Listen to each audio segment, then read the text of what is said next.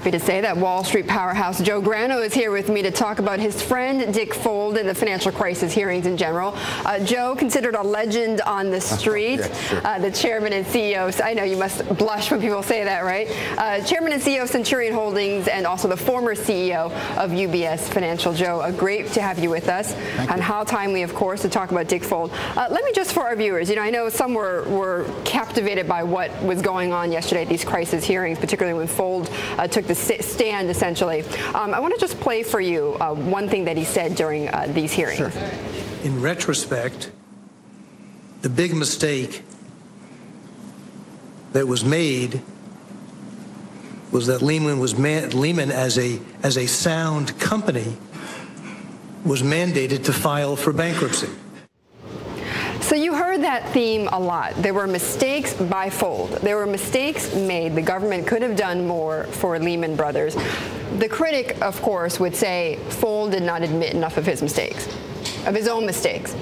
Well, I think he has plenty of company. Look at Merrill Lynch and look at some of the others and the positions that they held at that time.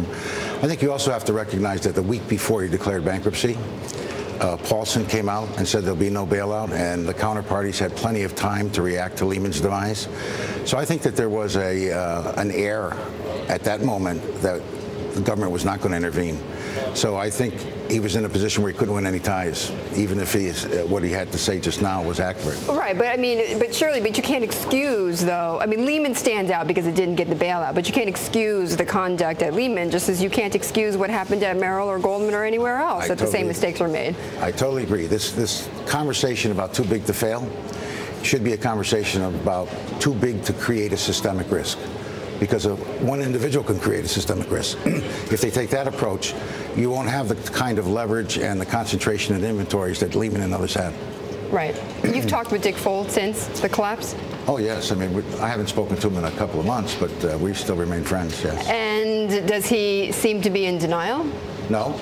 I think he's going through a vetting process with the government and the inquiries from the SEC and the like, which have to be dominating him. And there's a lot of remorse on his side. Remorse? Oh, absolutely. For what? He's sad. I mean, an institution that he put his heart and soul in. And if you look at his own wealth, he was one of the CEOs that didn't take any of his wealth out of the company. He kept it in the company. Of course, he lost it all. Right. Well, he lost it all, yes, yeah. But then he's still got plenty, though, that he's. I mean, it's not like, we're not talking about Dick Fuld in the dog, in the poorhouse. He's not in the food line, if that's the point. No, no. How did you think he did yesterday, then? I think okay. I think I was pleasantly surprised to see that the committee was civil in their approach. When I actually thought they were more sympathetic. Yeah, so did I. This time around. I think they were really probing as to why the window wasn't open and issues of that nature, and they want more explanations, which I think are worthy of some more investigation, actually. Well, what did you think of the Fed's arguments, though, that they didn't have any policy alternatives, and that basically, if they had saved Lehman, then we would all be sitting here today talking about how it was a waste of taxpayer money to save Lehman? I don't know if you can create the postmortem, because it didn't happen. They let it go down. So I don't know what would have happened. I think the markets would have been certainly more stable. I think we would have spent less in the TARP funds.